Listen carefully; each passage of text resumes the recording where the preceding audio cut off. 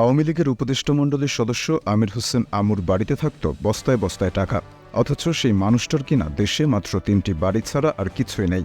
যখন এমন অবিশ্বাস্য সমীকরণের সামনে গোটা দেশের মানুষ, তখনই আলোচনায় সুমাইয়া হোসেনের নাম। ব্যক্তিজীবনে নিঃসন্তান হওয়ায় অনেক বছর আগে শালিকা মেরি আক্তারের কন্যা এই সুমাইয়াকে দত্তক নেন আমু। বর্তমানে দুবাইতে থাকা এই সুমাইয়ার বিয়েও হয়েছে দুবাই প্রবাসী এক বাংলাদেশি ব্যবসায়ীর সঙ্গে। অবৈধ পন্থায় আয় করা শত কোটি টাকা এই মেয়ের কাছেই পাঠিয়েছেন আমু। জানা গেছে, আমির হোসেন আমুর অবৈধ সম্পদ দেখাশোনা করতেন তার ভাইরা ও সহকারী একান্ত সচিব ফখরুল মজিদ কিরণ। তিনি আবার সাবেক শিল্পমন্ত্রী নুরুল মজিদ হুমায়ুনের ভাই। তারও এপিএস ছিলেন কিরণ। আমুর শালিকা মেরি আক্তার ও কিরণ দম্পতির কন্যা সুমাইয়াকে দত্তক নিয়েছিলেন নিঃসন্তান আমু। এই সুমাইয়া ও কিরণের কাছেই আমুর অবৈধ আয়ের অধিকাংশ গচ্ছিত রাখা। সুমাইয়া বর্তমানে স্বামীসহ দুবাই প্রবাসী। সেখানে হুন্ডিসহ নানা উপায়ে বিপুল অর্থ পাচার করেছেন আমু।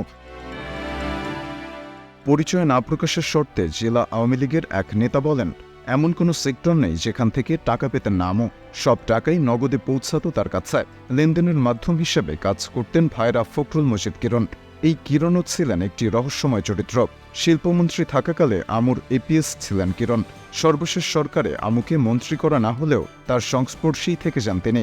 বিস্ময়ের ব্যাপার হল, আমুর পাশাপাশি সদ্য সাবেক সরকারের দায়িত্ব পালন করা শিল্পমন্ত্রী নুরুল মজিদ হুমায়ুনেরও এপিএস ছিলেন কিরণ। বিভিন্ন সূত্রে পাওয়া তথ্যে জানা গেছে, আলোচিত এই কিরণের বাড়ি ঢাকা বিভাগের নরসিংদী জেলায়। সর্বশেষ শিল্পমন্ত্রী নুরুল মজিদ হুমায়ুনের আপন ছোট ভাই কিরণ তার নিজের এলাকা বাদ দিয়ে পড়ে থাকতেন চালুকাঠিতে। কেবল সম্পদ ভাণ্ডারের দেখাশোনা আর পার্সেন্টেজ আদায় নয়, নির্বাচনী এলাকায় আমুর রাজনৈতিক কর্মকাণ্ড দেখাশোনা করতেন তিনি। পরিচয় না প্রকাশের শর্তে নলছিটি উপজেলার আওয়ামী লীগ নেতা এক ইউপি চেয়ারম্যান বলেন, আমুর সঙ্গে দেখা করতে হলে অনুমতি নিতে হতো কিরণের। উন্নয়নমূলক সব কাজের ভাগবাটোয়ারা করতেন তিনি। তার কথার বাইরে বলতে গেলে এক পাও চলতেন না আমু। পরিস্থিতি এমন ছিল, কিরণ যেন ছিলেন আমুর ছায়া।